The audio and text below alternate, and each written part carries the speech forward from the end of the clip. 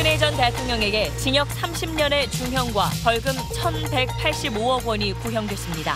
검찰은 박 전 대통령이 국정농단 사건의 정점이자 대한민국 헌정사에 지울 수 없는 오점을 남겼다고 질타했습니다. 이팔성 전 우리금융지주 회장이 이명박 전 대통령 측에 인사청탁과 함께 거액을 건넨 정황이 포착돼 검찰이 수사하고 있습니다. 검찰은 빚돈을 전달하는 과정에 이 전 대통령의 사위인 이상주 변호사가 관여한 것으로 보고 있습니다. 이명박 정부 청와대 제2롯데월드 건설 관련 단독 보도 이어갑니다. 당시 청와대가 정부가 전폭 지원하는 마지막 기회라며 롯데 측에 각종 특혜를 거론한 정황이 포착됐습니다. 주당 최대 근로시간을 현행 68시간에서 52시간으로 줄이는 근로기준법 개정안이 국회 상임위를 통과했습니다.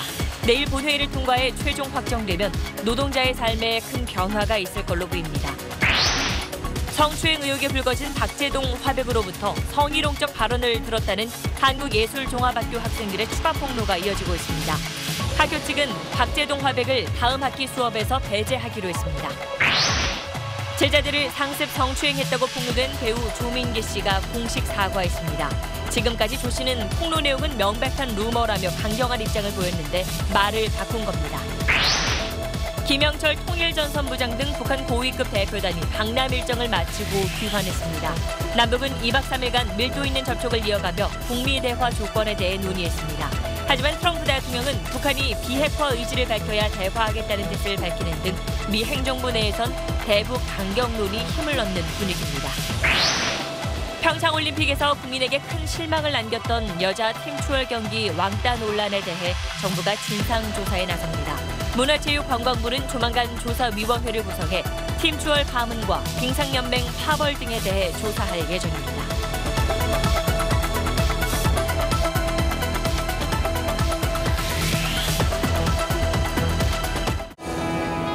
기름 없이 달리는 일상으로 내일을 바꾸는 현대수소 전기차. 여러분 안녕하십니까. 국정농단 사건으로 재판을 받아온 박근혜 전 대통령에게 검찰이 징역 30년, 벌금 1,185억 원을 구형했습니다. 자, 오늘 8시 뉴스에서는 검찰이 유기징역 최대치인 징역 30년을 선고해달라고 한 이유와 또 최순실 씨와 똑같은 벌금이 구형된 이유는 과연 뭔지, 그리고 오늘 법정 안팎의 분위기까지 차례대로 전해드리겠습니다.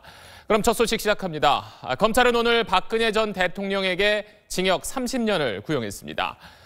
검찰은 대한민국 헌정사에 지울 수 없는 오점을 남겼다고 비판했습니다.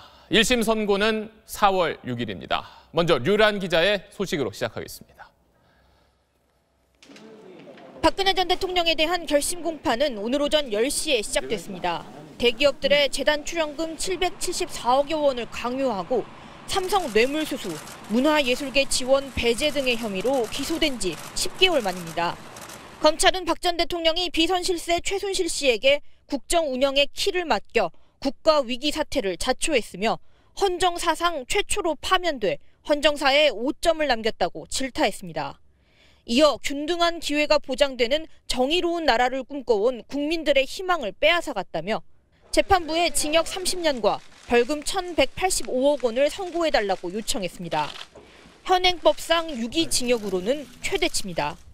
박 전 대통령에게 적용된 혐의 가운데 법정형이 가장 무거운 특가법상 뇌물의 경우 무기징역까지 처할 수 있습니다. 앞서 핵심 공범인 최순실 씨에게 징역 25년이 구형됐고 재판 내내 박 전 대통령이 범행을 부인하며 최 씨와 측근들에게 책임을 전가한 점도 반영됐다는 분석입니다.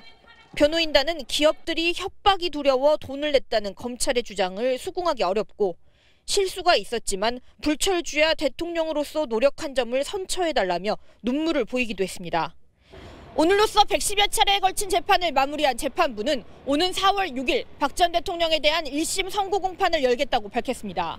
SBS 류란입니다. 이와 함께 검찰은 박근혜 전 대통령을 국정농단의 정점에 있는 최종 책임자라면서 이 사건을 정경유착의 전형이라고 표현했습니다. 과거의 아픔을 치유하고 훼손된 헌법 가치를 다시 확립하기 위해선 죄에 상응하는 엄중한 책임을 물어야 한다고 주장했습니다. 계속해서 김혜민 기자입니다. 검찰은 박 전 대통령의 헌법 가치 훼손을 중형 구형의 첫 번째 이유로 들었습니다.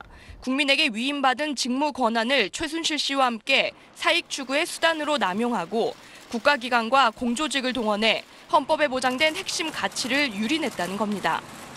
또 밀실에서 은밀하게 최고 경제 권력자들을 독대해 경제적 이익 제공을 요구한 정경유착의 전형적인 모습을 보여줬다고도 지적했습니다. 특히 서민들의 쌈짓돈으로 조성된 국민연금 기금을 재벌기업 총수의 경영권 승계를 돕기 위한 수단으로 악용한 점은 국민들에게 말로 다할 수 없는 충격과 공분을 안겨줬다고 표현했습니다. 그런데도 박 전 대통령은 정치보복이라는 프레임으로 국정농단의 진상을 호도하고 헌법과 법률을 철저히 경시하면서 무책임한 태도를 보였다며 비난했습니다. 검찰은 박 전 대통령을 국정농단의 정점에 있는 최종 책임자, 국가 위기 사태를 자초한 장본인이라고 칭하면서 과거의 아픔을 치유하고 심각하게 훼손된 헌법 가치를 재확립하기 위해 박 전 대통령에게 죄에 상응하는 엄중한 책임을 물어야 한다고 주장했습니다. SBS 김혜민입니다.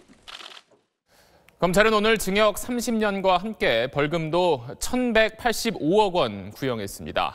최순실에게 검찰이 구형했던 액수와 똑같은데 자, 이렇게 액수가 정해진 이유가 뭔지 박원경 기자가 설명하겠습니다. 검찰은 박근혜 전 대통령에게 최순실 씨의 딸 정유라의 승마 지원비 213억 원 등 삼성으로부터 433억여 원의 뇌물을 받거나 약속받았다고 판단했습니다. 여기에 면세점 사업권을 대가로 롯데가 K스포츠재단에 추가로 냈다가 돌려받은 70억 원 등 박 전 대통령에게 모두 592억여 원의 뇌물 혐의를 적용했습니다. 뇌물죄는 받은 돈의 2배에서 5배를 벌금으로 부과하도록 하는데 검찰은 박 전 대통령에게 적용한 뇌물액의 2배 수준인 1,185억 원의 벌금을 구형한 겁니다. 최순실 씨에 대해 검찰이 구형한 벌금 액수와 같습니다. 하지만 최순실 씨 1심 재판부는 최 씨가 삼성에서 받은 승마 지원비 중 72억여 원만 뇌물로 인정해 벌금 180억 원을 선고했습니다. 최 씨 1심 재판부가 박 전 대통령 재판도 맡고 있는 만큼 박 전 대통령에 대한 벌금 선고액도 크게 다르지 않을 것으로 보입니다. 벌금은 선고가 확정되면 1개월 이내에 납부해야 하는데 벌금을 납부하지 않으면 최대 3년의 노역형에 처해집니다. 검찰이 파악한 현재 박 전 대통령의 재산은 60억 원 수준으로 박 전 대통령에게 60억 원 이상의 벌금이 확정되면 강제 노역형에 처해질 수도 있습니다. 오늘 결심 공판은 지난 1996년 전두환, 노태우 전 대통령 1심에서 각각 사형과 무기징역이 구형됐던 서울중앙지법 417호 대법정에서 열렸습니다. SBS 박원경입니다. 박근혜 전 대통령은 결심 공판이 열리는 오늘도 끝내 법정에 나오지 않았습니다. 검찰이 중형을 구형하자 법원 안팎에선 탄식과 고함, 또 울음까지 터져나왔고 박 전 대통령의 지지자들은 강하게 반발했습니다. 법정 안팎의 분위기는 김기태 기자가 취재했습니다. 재판부는 공판 시작에 앞서 박근혜 피고인이 법정 출석을 거부해 연행하는 게 곤란하다는 보고서가 서울구치소로부터 도착했다고 밝혔습니다. 따라서 결심 공판도 벌석 재판으로 진행하겠다고 설명했습니다. 박 전 대통령은 재판부가 구속 연장을 결정한 지난해 10월 이후 재판부를 믿을 수 없다며 법정 출석을 거부해왔습니다. 검찰이 박 전 대통령에게 징역 30년을 구형하자 법정 안에서는 탄식과 고함 소리가 터져나왔습니다. 울음을 터뜨리는 방청객도 있어 검찰의 벌금 구형 소리가 잘 안 들릴 정도였습니다. 재판 시작 전부터 법원 주변에서 집회를 하던 박 전 대통령 지지자들은 격렬하게 반발했습니다. 박근혜 대통령을 즉각 분출하자! 천여 명의 지지자들은 박 전 대통령의 석방을 촉구하며 행진을 하다가 경적을 울린 차량을 둘러싸고 위협하면서 경찰과 충돌을 빚기도 했습니다. 박 전 대통령의 국정농단 사건에 대한 1심 법원의 심리는 지난해 4월 구속 기소된 지 317일 만에 마무리됐습니다. 하지만 국정원 특수활동비 상납 혐의 등으로 기소된 사건 재판은 내일 또다시 열립니다. SBS 김기태입니다. 네, 지금부터는 우리 삶에 커다란 변화를 몰고 올 노동시간 단축안에 대해서 집중적으로 다뤄보겠습니다. 여야가 주당 최대 노동시간을 현행 68시간에서 52시간으로 줄이는 데 전격 합의했습니다. 내일 국회 본회의를 통과하면 최종 확정됩니다. 그래서 먼저 이 새로운 제도가 어떤 건지 한번 살펴보고 내 월급은 또 휴일 수당은 어떻게 되는 건지도 한번 알아보겠습니다. 그리고 끝으로 만약에 이 제도가 정착이 된다면 과연 이번에는 저녁 있는 삶이 가능해지는 건지도 끝으로 짚어보겠습니다. 자, 그럼 먼저 오늘 새벽 국회 상임위를 통과한 근로기준법 개정안에 어떤 내용이 담겨 있는지 민경호 기자가 전해드리겠습니다. 어제 오전 근로시간 단축안을 놓고 열린 국회 환경노동위원회 회의는 오늘 새벽까지 이어졌습니다. 18시간 가까이 지난 오늘 새벽 3시 50분 주당 근로시간을 68시간에서 52시간으로 줄이는 근로기준법 개정안이 의결됐습니다. 국회에서 논의가 시작된 지 5년 만에 여야 합의안이 나온 겁니다. 사실상 근로시간 제한이 없는 특례업종도 26개에서 5개로 대폭 줄었습니다. 이에 따라 근로시간 기준에 적용을 받는 근로자가 350만 명 더 늘어날 전망입니다. 민주당은 노동계가 요구해온 휴일 근로수당 200% 할증을 재계와 야당의 요구대로 접었고 한국당은 예외가 되는 특례업종 규모를 대폭 줄이자는 여당 요구를 수용했습니다. 세계에서도 가장 높은 시간의 장시간 노동을 유지하고 있는데 이것을 우리가 획기적으로 개선하는 중요한 첫걸음이라고 생각합니다. 노사 양쪽 다 균형을 맞추고 상당히 노력했다는 점을 좀 높이 평가해 주셨으면 감사하겠습니다. 정말 최선을 다했습니다. 여야 합의로 상임위를 통과한 만큼 이번 근로기준법 개정안은 내일 법사위를 거쳐 본회의에서도 무난히 통과될 걸로 보입니다. SBS 민경호입니다. 네, 사실 지금까지 우리가 법이 없어서 근로자들이 혹사당했던 건 아닙니다. 자, 우리나라 근로자들의 연평균 노동시간은 OECD 평균보다 300시간 정도 더 많다는 조사 결과도 있습니다. 자, 이번에 법이 바뀌어서 주당 근로시간이 52시간으로 줄어든다면 휴일 근무나 수당은 어떻게 달라지고 또 이걸 어긴 업주들은 어떤 처벌을 받는지 이번에 구체적으로 알아보겠습니다. 자, 최재형 기자, 좀 내용이 복잡한 부분도 있던데 자세히 좀 설명해 주시죠. 네, 주당 근로시간 원래 52시간입니다. 그런데 그동안 이 한 주를 토요일, 일요일을 뺀 주 5일 기준으로 봤던 겁니다.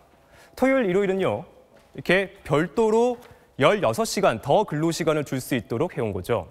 다시 말해서 규정은 52시간을 하면서 실제로는 16시간을 더한 68시간을 허용하는 법 다르고 현장 행정 해석이 다른 그런 상황이었습니다. 자, 이번 합의는요, 바로 이 부분을 정리한 겁니다. 주 7일을 전체로 봐서 52시간을 넘지 못한다는 겁니다.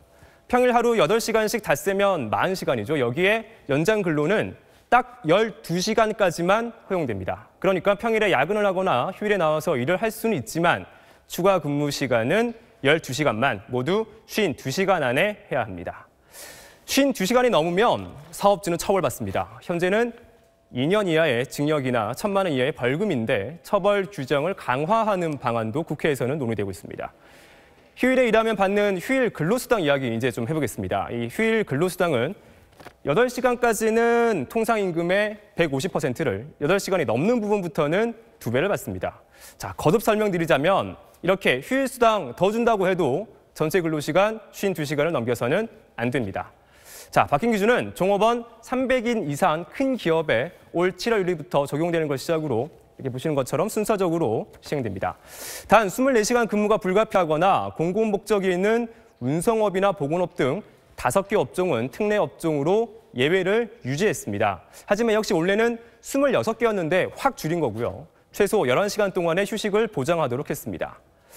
자, 마지막으로 이제까지는 이 3일절이나 광복절 같은 공휴일은 노사 합의로 휴일로 지정해야 유급 휴일이 됐는데요. 이런 노사 합의 없이 민간 기업도 정부가 지정하는 대체 휴일을 포함한 모든 공휴일을 유급 휴일로 삼게 됩니다. SBS 최재형입니다. 네, 최재형 기자 설명 잘 들었습니다. 지금까지 방금 또 전해드린 대로 당장 올해 7월부터 좀 규모가 큰 회사들부터긴 하지만 근로시간이 줄어들면서 일부 직장인들은 저녁이 있는 삶을 기대하고 있습니다. 반면 또 일부 중소기업들은 추가로 직원을 더 뽑아야 하는 부담감을 느끼고 있는 것도 사실입니다. 현장의 목소리를 정경윤 기자가 들어봤습니다. 지난해 12월부터 근로시간이 주 35시간으로 크게 줄어든 윤석은 씨. 지금부터는 집중 근무 시간입니다. 오후 2시부터는 집중 근로 시간으로 업무에만 집중하도록 흡연실도 폐쇄됩니다. 오후 5시엔 회사가 컴퓨터에 퇴근 알람을 띄웁니다. 작년에 책을 1년간 2권을 봤는데요. 벌써 올해는 3권을 넘게 읽었습니다. 이것만 해도 9to5가 아니었으면 불가능하겠다고. 이렇게 대기업의 사례처럼 근로 시간을 단축하면 직장인들은 저녁 시간을 충분히 활용할 수 있습니다. 자기 개발을 하거나 아니면 뭐 문화생활을 즐기거나 애기들이랑 좀 더 놀 수 있을 것 같아서. 하지만 걱정이 앞서는 회사들도 있습니다. 알루미늄 가공 제품을 수출하는 이 업체는 생산량을 유지하려면 직원을 추가로 고용해야 합니다. 하지만 만성적인 인력난을 겪고 있어 추가 고용이 어렵고 비용도 부담입니다. 현재 있는 인원으로 그대로 할 수밖에 없다라 그러면 이제 캐파가 확 줄어드는 거죠. 그러니까 임시직을 써보는 거, 그거 외에는 방법이 없는 거예요. 근로시간을 줄이면서 생산량을 유지하기 위한 비용의 70%는 300인 미만 중소기업이 부담해야 한다는 연구 결과도 있습니다. 장시간 근로에 익숙한 우리 사회에 주 5일 근무제에 비견되는 이런 큰 변화를 정착시키기 위해선 보다 세심한 보완책이 필요해 보입니다. SBS 정경윤입니다. 네, 우리의 삶과 직결된 중요한 내용들인 만큼 취재 기자와 좀 더 자세한 내용 알아보겠습니다. 한승구 기자 나와 있습니다. 자, 저희가 계속 전해드리고 있지만 일단 이 법이 내일 이제 본회의 문턱을 넘으면 평일, 주말 상관없이 일단 일주일에 52시간, 52시간을 넘으면 만약에 기업에서 돈을 더 준다고 해도 일을 할 수가 없는 건가요? 네, 이게 기본적으로 사업주하고 근로자 간에 이제 근로계약이라는 거를 맺지만 이거는 사회적인 룰의 문제거든요.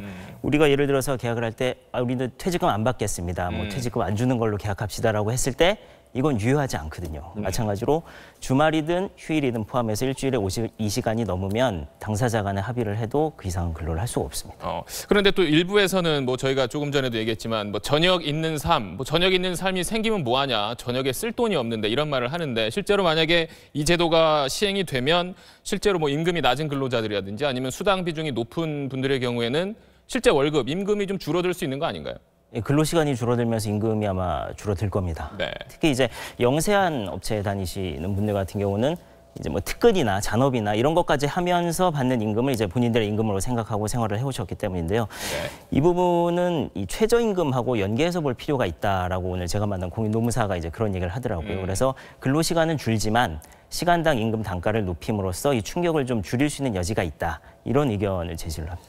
근데 저희 사회에 이제 여러 가지 직종이 있잖아요. 당장 이제 우리 같은 기자 같은 경우도 뉴스가 24시간 있고 주말 일요일 다 있다 보니까 아무래도 야근 한번 하고 좀 오래 일하면은 52시간을 금방 넘기는 경우가 많은데 그럼 그런 경우에는 이런 경우에는 회사에서 사람을 더 뽑아야 되는 건가요? 어떻게 되는 건가요? 예, 분금 기자 얘기도 해주셨지만 사실 요식업에 종사하시는 분들, 숙박업에 종사하시는 분들, 24시간씩 이렇게 돌아가는 분들 계시잖아요. 이번 법 개정의 취지는 기본적으로 장시간 근로 하지 말자는 거거든요. 그리고 한 가지 더 바라볼 수 있는 포인트는 이제 일자리 나누기의 측면도 있습니다. 그래서 오늘 이제 고용노동부의 고위 관계자는 사람을 더 뽑든지 아니면 근무 형태를 바꿔라 이렇게 얘기를 했습니다. 본질적인 부분이긴 하네요. 네.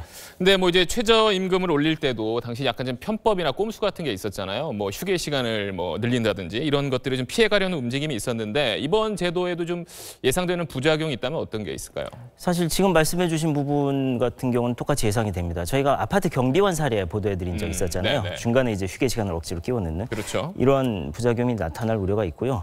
또 하나는 우리가 이제 근태를 법적으로 기록하게 돼 있는 건 아니거든요. 그래서 집에 가져가서 일을 하는 경우들이 것들이 발생할 수 있습니다. 일종의 무료 노동이라고 하는데, 그러네요. 예, 무료 노동이라든가 말씀하신 이제 강제로 휴게 시간을 늘리는 이런 형태의 어떤 편법이라든가 부작용이 나타날 우려가 있습니다.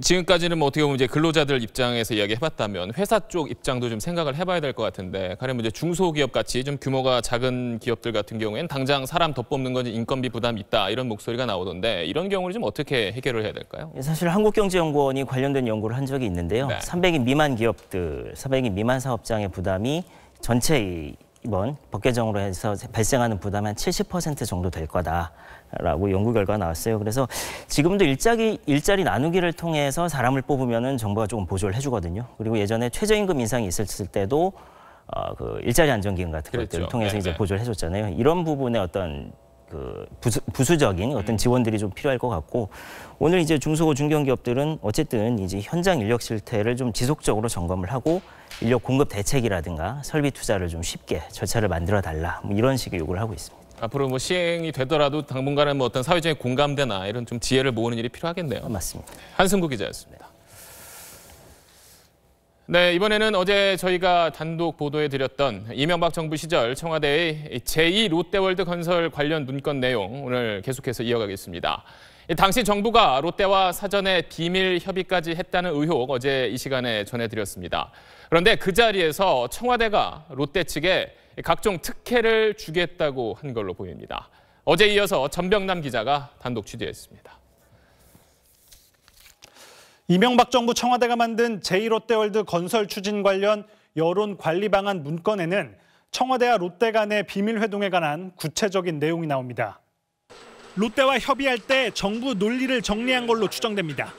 우선 서울공항 활주로 변경 각도를 이전 정부 때 검토했던 6도 안팎에서 3도로 줄여주면서 롯데의 부담이 3,400억 원에서 1,100억 원대로 축소됐다는 점을 부각합니다.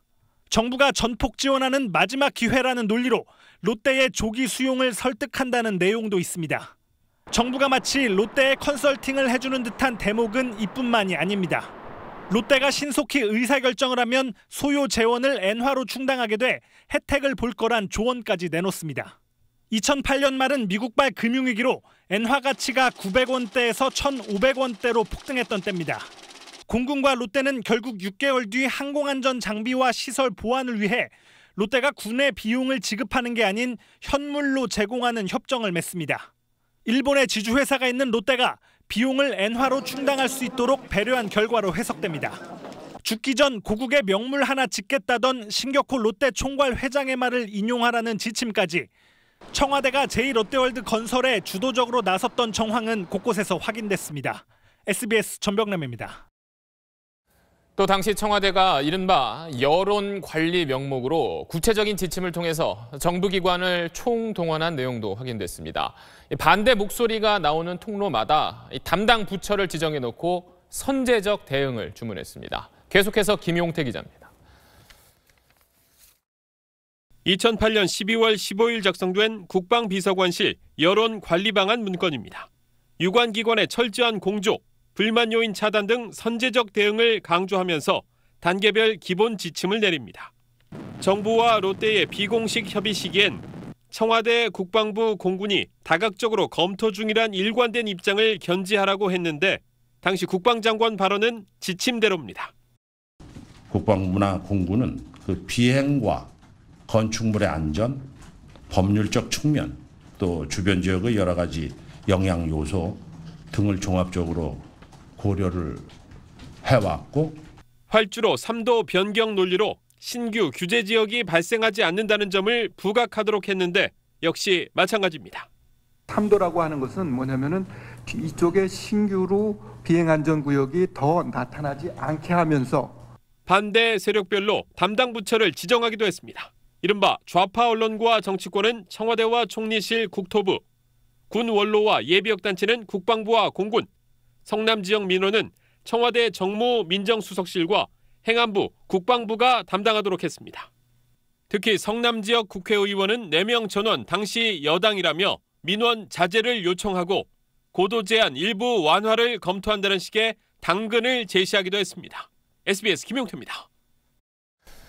이명박 전 대통령 관련 수사 소식 하나 더 이어가겠습니다. 이 전 대통령의 맞사위 이상주 변호사가 금융기관 인사청탁을 대가로 거액을 받아서 이 전 대통령에게 건넸다는 의혹 어제 전해드렸는데 그 돈을 건넨 혐의를 받고 있는 사람이 이팔성 전 우리금융지주 회장으로 확인됐습니다. 검찰은 전달된 돈이 20억 원이 넘는 걸로 보고 있습니다. 임찬종 기자입니다. 이명박 전 대통령의 사위인 이상주 변호사는 어제 오후부터 오늘 새벽 3시까지 검찰 조사를 받았습니다. 성실하게 조사받고 돌아갑니다. 이명박 전 대통령 지시로 돈 전달하신 거 인정하십니까? 그렇습니다. 검찰은 이 변호사가 이팔성 전 우리금융지주 회장으로부터 인사청탁 대가로 거액을 받아 이 전 대통령 측에 전달한 것으로 보고 있습니다. 이명박 전 대통령과 고려대 동문인 이팔성 전 회장은 이 전 대통령 대선 캠프에 특보로 참여한 뒤 2008년 6월부터 5년 동안 우리금융지주 회장을 지냈습니다. 검찰은 이팔성 전 회장이 대선 직후부터 여러 차례에 걸쳐 이 전 대통령 측에 20억 원이 넘는 돈을 건넸다고 보고 이 전 회장을 불러 조사했습니다. 특히 이 전 회장이 2011년 초 회장직 연임을 앞두고도 돈을 건넨 것으로 보고 있어 10년이 만기인 뇌물죄 공소시효도 지나지 않은 것으로 보고 있습니다. 이상주 변호사는 혐의를 부인한 것으로 알려졌습니다. 그러나 검찰은 이 변호사 외에도 이명박 전 대통령의 가족과 측근 중에 돈을 받은 인물이 또 있는 정황을 포착하고 이 전 대통령 소환에 앞서 조사하는 방안을 검토하고 있습니다. SBS 임찬종입니다. 네, 이러면서 이명박 전 대통령에게 적용될 걸로 보이는 뇌물 액수도 점점 불어나는 모양새입니다. 새로운 혐의가 계속 드러나면서 당초 다음 달 초로 예상됐던 이명박 전 대통령의 검찰 소환 시기가 다소 늦춰질 걸로 보입니다. 이 소식은 박상진 기자가 전하겠습니다. 검찰이 이명박 전 대통령 측에 건너간 돈 가운데 가장 먼저 뇌물로 판단한 부분은 국정원 특수활동비입니다. 김백준 전 기획관은 지난달 이 전 대통령의 지시를 받고 국정원 특수활동비 4억 원을 받은 혐의로 기소됐습니다. 거기에 김희중 전 비서관이 검찰에 진술한 1억 원과 민간인 사찰 폭로 입막음용 관봉 5천만 원을 더하면 검찰이 뇌물로 본 국정원 자금은 5억 원이 넘습니다. 또 한 갈래의 뇌물 혐의는 삼성의 다스 미국 소송 비용 대납입니다. 검찰은 삼성이 다스 소송에 참여한 미국 로펌 에이킨 건프의 소송 비용 약 40억 원을 부담한 걸로 파악했습니다. 그런데 이팔성 전 회장이 이 전 대통령 측의 인사청탁 대가로 20억 원이 넘는 돈을 건넨 혐의가 추가되면서 뇌물 액수는 70억 원 가까이 불어났습니다. 때문에 다음 달 초 소환이 점쳐지던 이 전 대통령의 조사 시기가 늦춰질 거라는 전망이 나오고 있습니다. 검찰 관계자도 큰 틀에서 수사는 대부분 마무리 단계에 들어섰지만 새로 추가되는 혐의들을 정리할 시간이 더 필요하다고 말했습니다. 하지만 4월이 되면 본격적인 지방선거 국면으로 넘어가는 만큼 3월 하순까지는 수사가 마무리될 거라는 분석이 나오고 있습니다. SBS 박상진입니다.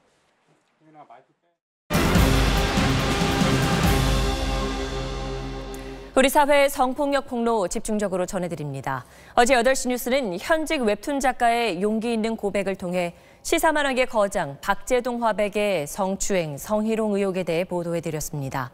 박 화백은 성추행은 물론 만난 사실조차 전혀 기억나지 않는다고 주장했는데 지난해 통화 내용과 어제 해명을 보면 진실을 은폐하려 한다는 비난을 피하기 어려워 보입니다. 장세만 기자의 보도입니다. 성추행 의혹은 지난 2011년 8월 결혼을 앞둔 이태경 작가가 만화계의 거장인 박제동 화백을 만나 주례를 부탁하는 과정에서 불거졌습니다. 이 작가는 박 화백이 자신의 치마 속으로 손을 집어넣으려 했는가 하면 결혼을 앞둔 예비 신부에게 입에 담을 수 없는 성희롱도 했다고 밝혔습니다. 고통스러운 침묵을 깬 건 5년 뒤인 지난 2016년이었습니다. 만화가 협회에서 만화가 성폭력 사례집을 만들 때 이 작가는 당시 사건을 협회에 제보했고 해당 내용이 실렸습니다. 사례집에 가해자, 피해자 모두 익명으로 처리돼 있었지만 만화계에선 가해자가 박화백이라는 소문이 퍼졌습니다. 그러자 박화백은 이 작가에게 전화를 걸어와 제보 여부를 1시간 넘게 따져 물었습니다. 그런데 당시 통화 내용을 들어보면 박화백은 이 작가를 만났던 사실도 기억나지 않는다고 발뺌합니다. 그래서 내가 아무리 생각해도 그런 기억이 안 나는데 내가 기억이 안 나는데 이 작가가 진실 고백을 요구하지만 이런 식으로 하시는 것보다는 명명백백하게 가서 밝히시는 게 제 생각에는 하지만 전혀 만난 일조차 기억나지 않는다는 말만 반복합니다. 그런데 어제 SBS 보도가 나간 뒤 박화백은 당시 이 작가와 나눴던 구체적인 대화 내용까지 분명히 기억하고 있음이 드러났습니다.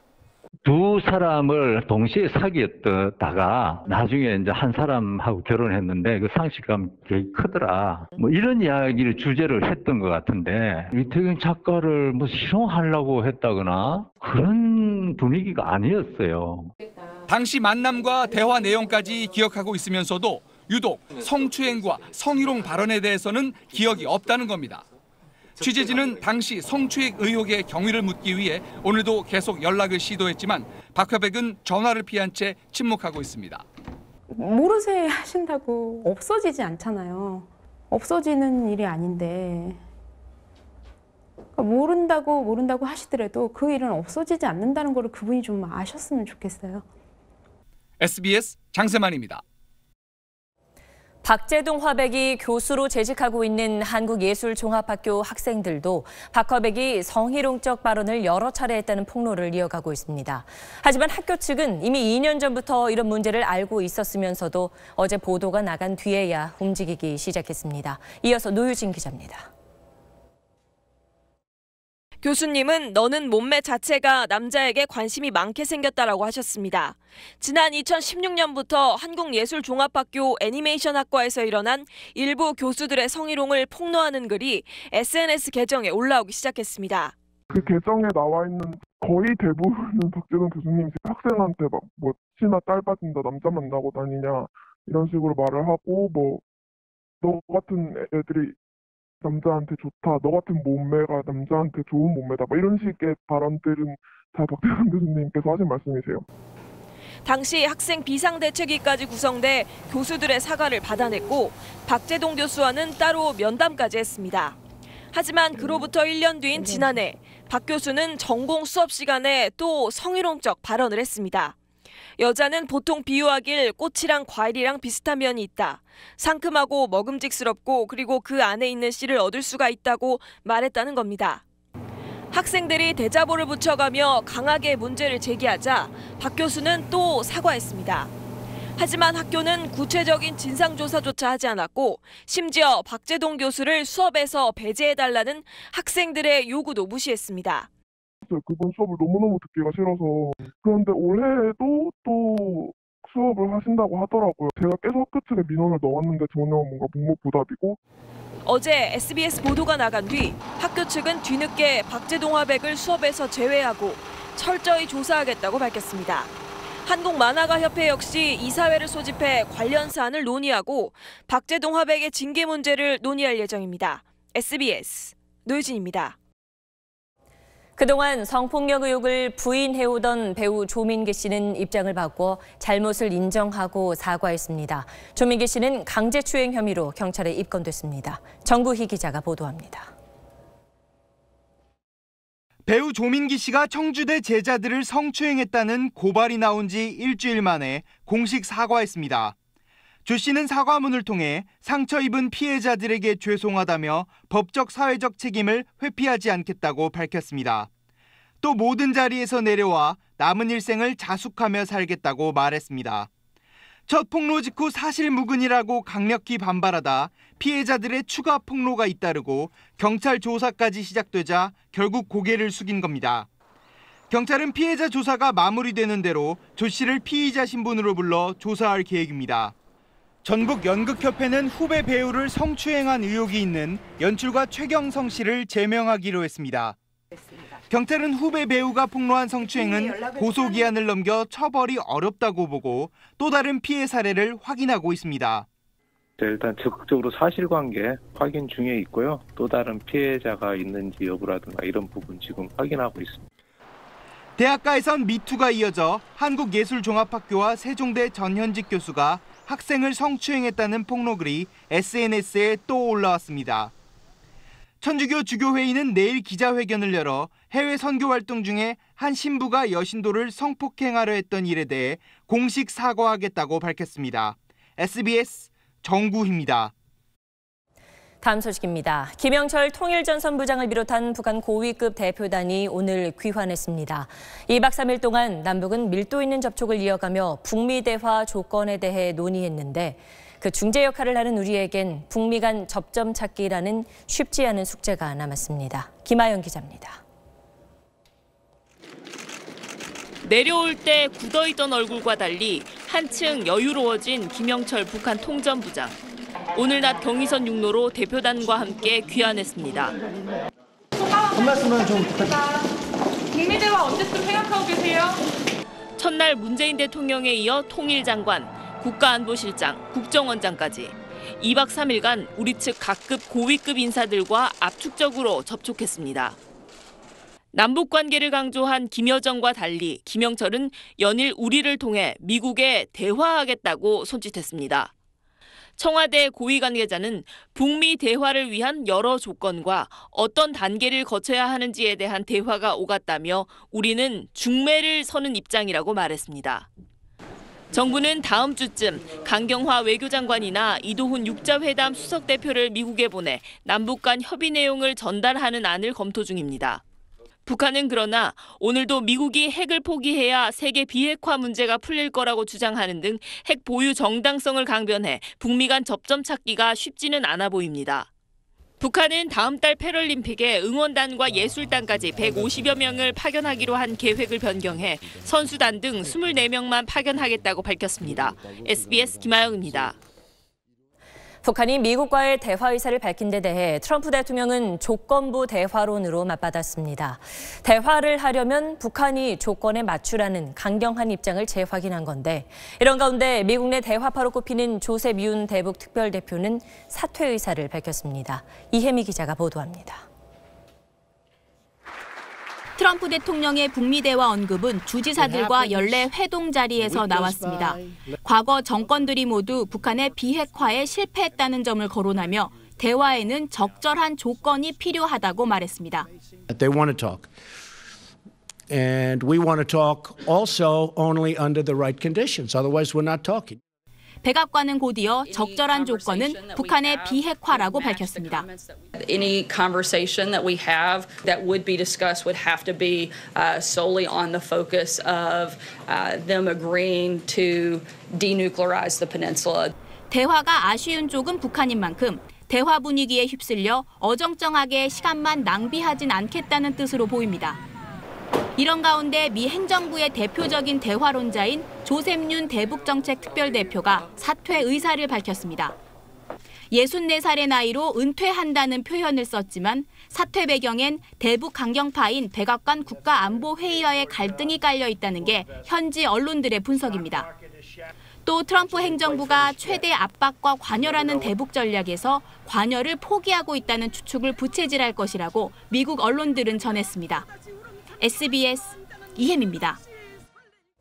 이번 평창올림픽에서 국민에게 충격과 실망을 안겼던 여자 팀 추월 대표팀의 왕따 논란이 국회에서도 거론됐습니다.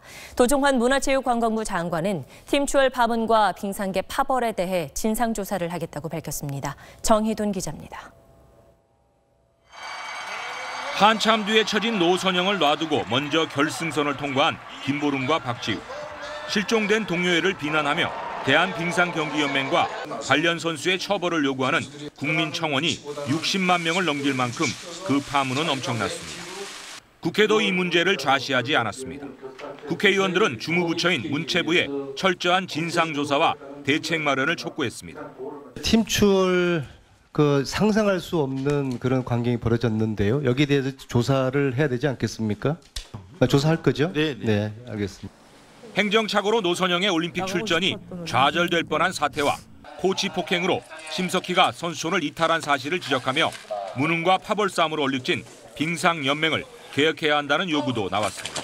문제를 해결해야 할 빙상연맹은 보이지 않고 그냥 선수들만 고개를 숙이면서 돌아가며 사과를 하고 있습니다. 이에 대해 도종환 문체부 장관은 빙상연맹의 자정 노력을 지켜보면서 행정적 대책을 마련하겠다고 밝혔습니다. 스포츠 공정 인권위원회를 만들어서 비리조사, 분쟁 조정 그리고 정책 문제에 대한 대안들을 만들어갈 생각을 가지고 있습니다. 문체부는 조만간 조사위원회를 구성해 팀 추월 파문과 빙상계 파벌에 대한 조사에 착수할 계획입니다. SBS 정유돈입니다. 평창올림픽에서 톡톡 튀는 개성으로 스타가 된 피겨스케이팅 민유라 선수는 어려운 여건에서 훈련비를 충당하기 위해 후원금을 모아왔는데요. 후원이 쏟아지자 이제는 마음만 받겠다는 뜻을 밝혀 또 한 번 화제가 되고 있습니다. 서대원 기자입니다. 민유라는 오늘 자신의 SNS에 그동안 성원해주신 국민 여러분께 감사드린다며 이제는 그 성원을 마음으로만 받겠다는 글을 올렸습니다. 후원금이 너무 많으면 나태해지고 처음 시작할 때의 마음, 초심을 잃을 수도 있기 때문이라며 눈물겹게 감사하다고 전했습니다. 훈련 경비를 충당하기 위해 1년 2개월 전 민유라와 알렉산더 갬린이 개설한 후원금 모금 사이트에는 현재까지 목표액인 10만 달러를 훌쩍 넘어 12만 5천 달러가 모였습니다. 4천 명 넘게 후원에 동참했고 문재인 대통령과 김정숙 여사도 500달러씩 우리 돈 107만 원을 사비로 후원했습니다. 1년에 우리가 경비가 한 1억씩 들어가요. 이 올림픽까지 오기에 좀 힘들었거든요. 근데 베이징까지 어떻게 가나 그 생각을 했는데 진짜 국민들에게 너무 감사해요. 다음 달 이탈리아에서 열리는 세계선수권에 출전하는 민유라는 잊지 못할 평창올림픽의 추억을 안고 훈련지인 미국으로 떠났습니다. 이번 올림픽으로 대한민국이 더 자랑스러워졌고 미국에 돌아가면 제 어깨가 더 으쓱할 것 같아요. 미국에서 한국을 자랑하는 홍보대사가 될게요. SBS 서대원입니다. 아시아 최초로 올림픽 은메달을 딴 여자 컬링 대표팀은 광고 모델 요청이 쏟아질 만큼 인기가 대단합니다. 하지만 한국 컬링을 조금 깊이 들여다보면 문제가 한두 가지가 아닙니다. 팀은 적고 연습 공간도 크게 부족하고 진학할 대학도 마땅치 않습니다. 이정찬 기자입니다.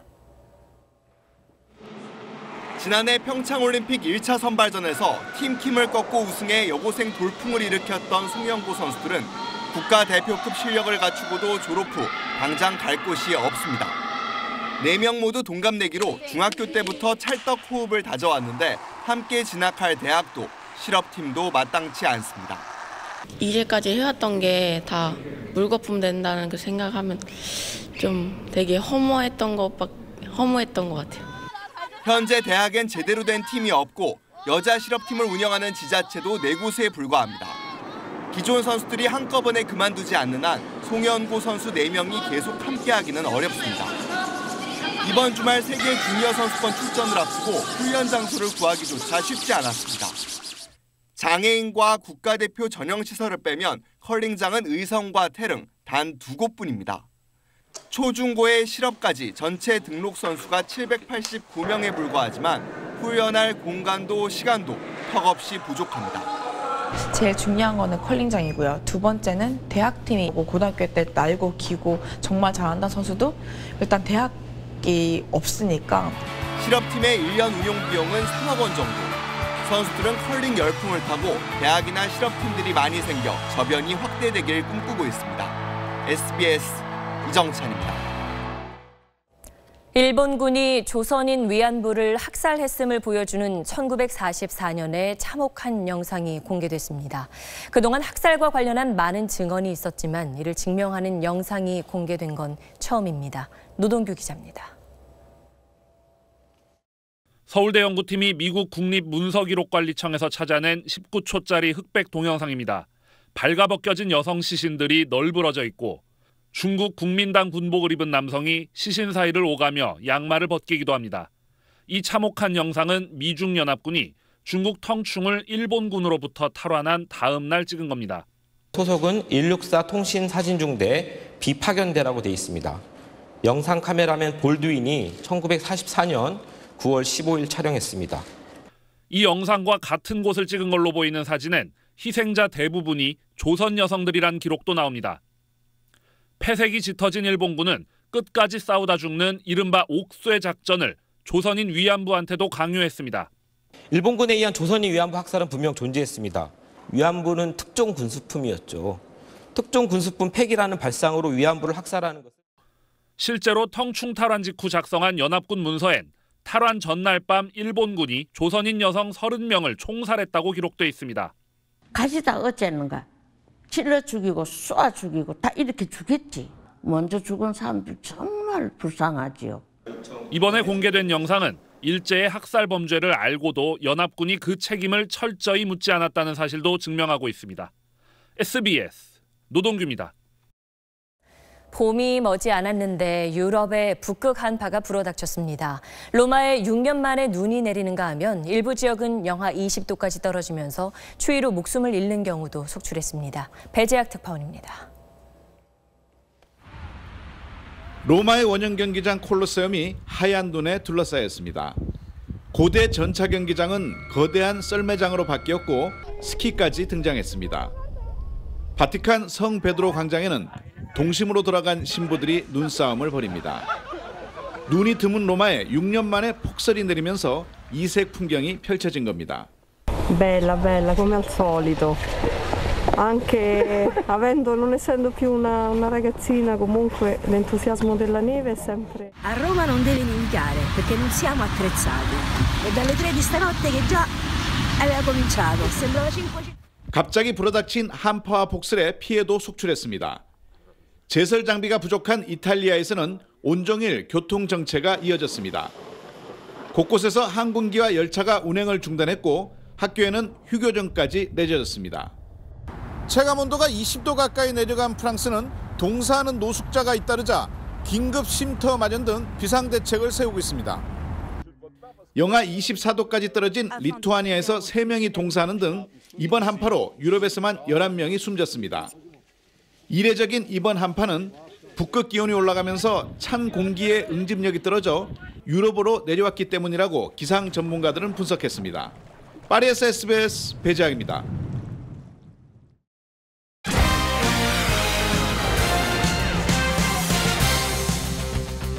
서울에서 다시 인사드립니다. 스포츠 뉴스입니다.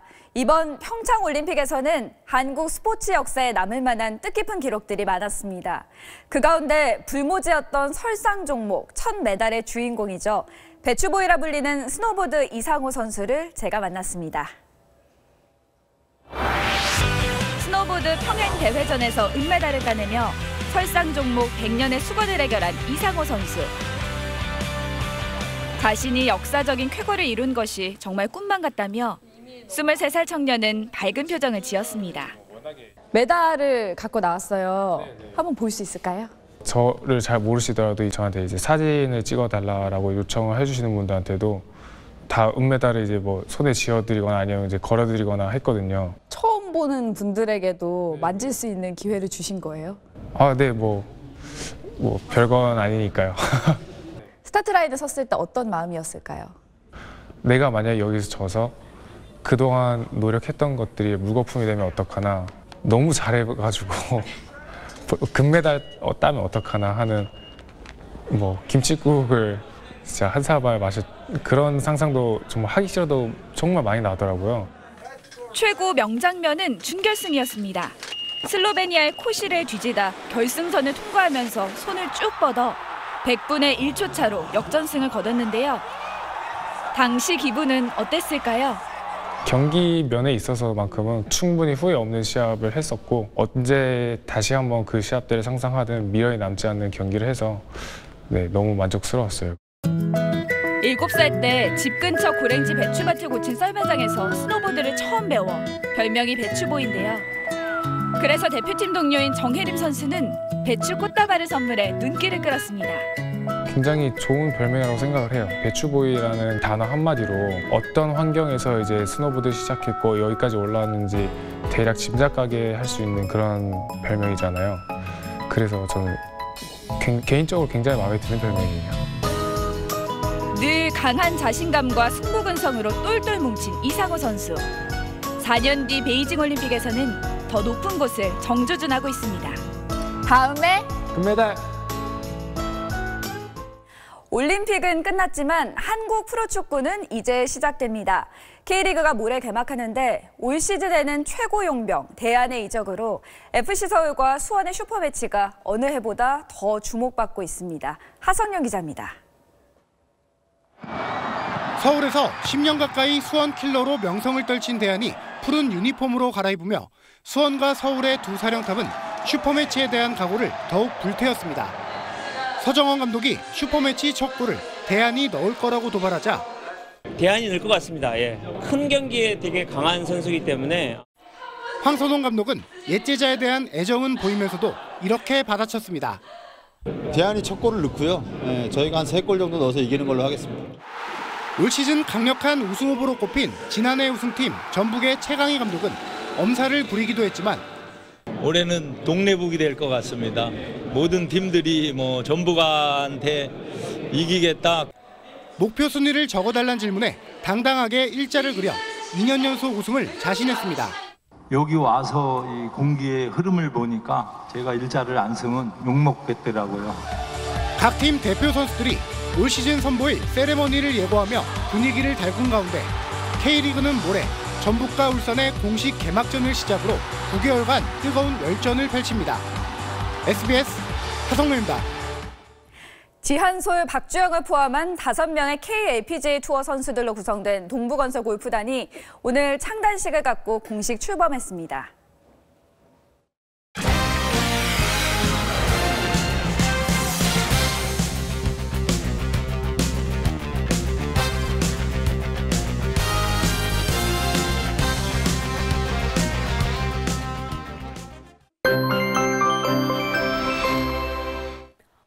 동해안의 가뭄이 극심합니다. 지난 3개월간 강릉에는 고작 8mm 안팎의 비가 내리면서 강수량이 평년값의 5%에 그쳤고요. 서울도 평년 대비 67% 안팎으로 비가 많이 부족합니다.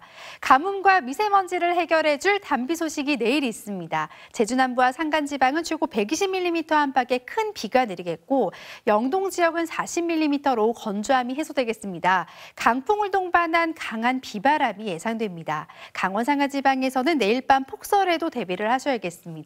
눈과 비가 그치면 3일절 낮부터는 반짝 추워지겠습니다. 날씨였습니다. 네, 화요일 8시 뉴스는 여기서 마치겠습니다. 편안한 밤 보내십시오. 고맙습니다.